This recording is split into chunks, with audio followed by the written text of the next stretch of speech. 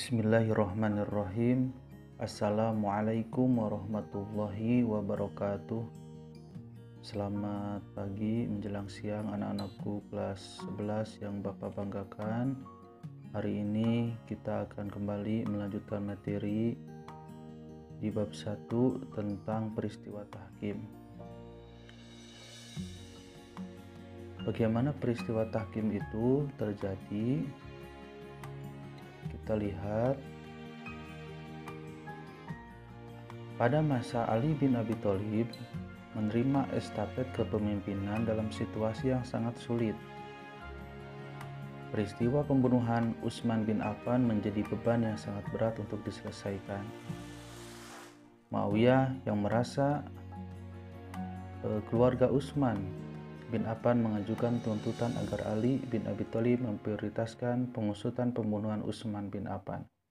Jadi mulanya pembunuhan ini terjadi karena pembunuhan Utsman bin Affan, sehingga Muawiyah merasa kecewa dengan kepemimpinan dipilih oleh masyarakat, yaitu Ali bin Abi Thalib. Karena penyebab terbunuhnya Utsman itu adalah golongan yang memilih Ali bin Abi Thalib. Muawiyah tidak mau baiat kepada Ali bin Abi Thalib secara terang-terangan, menolak kekhalifahannya. Sehingga Muawiyah beserta pasukan menyusun kekuatan untuk melawan kekhalifahan Ali bin Abi Thalib. Pada akhirnya bertempurlah dua kekuatan pasukan di Perang Siffin pada bulan Safar tahun 657 Masehi. Jadi awal mulanya dari masalah muncul dari kepemimpinan atau pembunuhan Utsman bin Affan. Merambatlah kepada kepemimpinan Ali bin Abi Thalib sehingga terjadi perselisihan antara Muawiyah bin Abi Sufyan dan Ali bin Abi Thalib. Penolakan Muawiyah bin Abi Sufyan ini menjadi awal adanya Perang Siffin. Kemudian dalam pertempuran Perang Siffin, pasukan Ali bin Abi Thalib hampir mencapai kemenangan. Amr bin As dari pihak Muawiyah yang mengamati pasukannya semakin terpojok dan menuju kepada kekalahan, maka mengajukan usul supaya diadakan perundingan.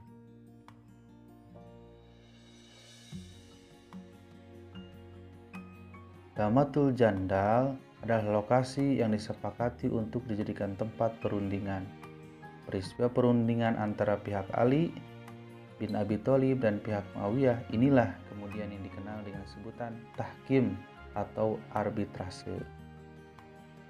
Jadi tahkim itu yang disebut dengan perundingan ya antara Muawiyah dan Ali bin Abi Thalib. Amr bin As meminta kepada Abu Musa al-Asy'ari untuk menyampaikan hasil kesepakatan lebih dulu, baru kemudian dirinya. Alasan disampaikan oleh Amr adalah untuk menghormati Abu Musa al-Asy'ari karena lebih dulu masuk Islam dan usianya pun lebih tua. Amr bin As yang mempersilahkan lebih dahulu kepada Abu Musa al-Asy'ari untuk menyampaikan hasil musyawarah tersebut. Ternyata hanyalah sebuah strategi untuk memenangkan diplomasi yang tidak diantisipasi oleh Abu Musa al-Asy'ari. Lalu Abu Musa menyampaikan hasil perundingan itu di Damatul Jandal tanpa mempunyai kecurigaan apapun kepada Amr bin As. Isi perundingannya adalah menyatakan keduanya itu sepakat bahwa akan menurunkan kepemimpinan Ali bin Abi Thalib dan Muawiyah. Namun ternyata ini siasat dari Amr bin As, mempersilahkan terlebih dahulu kepada Abu Musa untuk menyampaikan bahwa Ali akan dicopot dari jabatannya. Ternyata setelah Abu Musa menyampaikan pidatonya, Amr bin As melanjutkan pidato yang disampaikan oleh Abu Musa, menyatakan bahwa sepakat Ali diturunkan dan menyatakan secara gamblang bahwa Muawiyah akan menjadi pengganti khalifah pada saat itu. Sehingga di sana yang mendengar Amr bin As tersebut, Ibnu Abbas langsung membentak Abu Musa al-Asy'ari dengan menjawab, "Saya mau bilang apa lagi, tidak ada yang bisa saya lakukan. Amr bin As telah menipuku." Kemudian mulai mencaci dengan mengatakan, "Wahai Amr bin As, celakalah kamu telah menipu dan berbuat jahat." Dari sinilah banyak orang yang kecewa, sedih, dan lain sebagainya. Ternyata itu adalah strategi. Disinilah tahkim tidak bisa memberikan solusi yang tepat.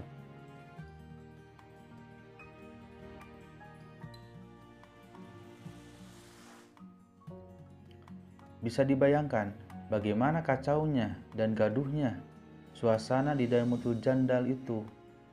Seluruh pendukung Ali bin Abi Thalib tentu sangat kecewa. Sebaliknya, kubu Muawiyah merasa senang dan bersukaria setelah kejadian aneh dan kacau itu. Abu Musa al-Asy'ari meninggalkan kota Daimutul Jandal menuju Mekah. Perundingan itu ternyata tidak menghasilkan sesuatu, hanya sebuah strategi dari salah satu kubu, ya. Maka muncullah dampak dari peristiwa tahkim itu. Umat Islam terbagi menjadi 3 perpecahan. Pertama, kelompok yang tetap setia pada Ali bin Abi Thalib yang kemudian disebut embrio kelompok Syiah. Yang kedua, pecahan kelompok Ali bin Abi Thalib yang kemudian dikenal dengan sebutan Khawarij. Dan yang ketiga adalah kelompok yang mendukung Muawiyah bin Abi Sufyan. Dari setelah terjadi perselisihan yang sangat panjang, dari mulai perang Siffin, kemudian perselisihan kepemimpinan, sampai pada akhirnya ada perundingan, dan perundingan itulah tidak menguntungkan beberapa pihak. Akhirnya terpecahlah menjadi 3 golongan. Pada awalnya, aliran Khawarij hanya memperdebatkan persoalan politik, namun kemudian menjalar ke persoalan teologi atau akidah.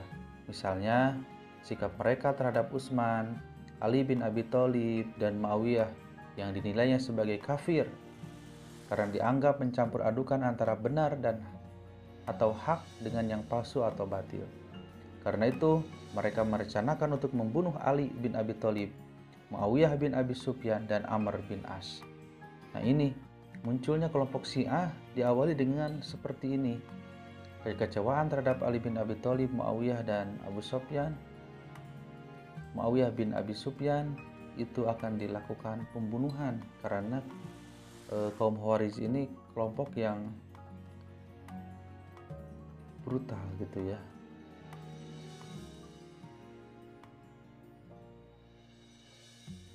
Rencana pembunuhan tersebut dirancang dengan matang. Ibnu Muljam ditugaskan untuk membunuh Ali bin Abi Thalib di Kufah. Hajjaj bin Abdullah ditugaskan untuk membunuh Muawiyah di Damaskus. Amr bin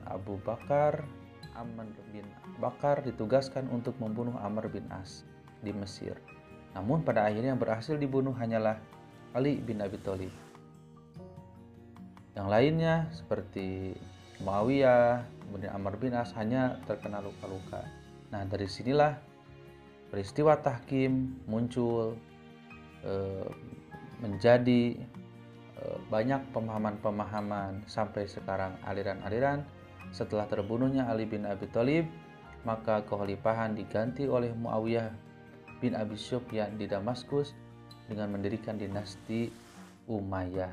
Setelah dinasti Umayyah, kepemimpinan Islam kembali kuat, kembali normal. Namun di sana terjadi banyak pemahaman-pemahaman yang muncul atau aliran-aliran yang muncul, sehingga pemahaman-pemahaman keislaman semakin bervariatif. Pada akhirnya sekarang kita bisa lihat di zaman sekarang banyak sekali pemahaman-pemahaman Islam yang akan merubah ataupun memperbaharui pemahaman-pemahaman kita. Maka dari itu, kuatkan akidah kita, jangan sampai kita terbawa arus. Kita kuatkan akidah kita kepada Allah Subhanahu wa taala. Itu yang bisa Bapak sampaikan hari ini. Terima kasih. Assalamualaikum warahmatullahi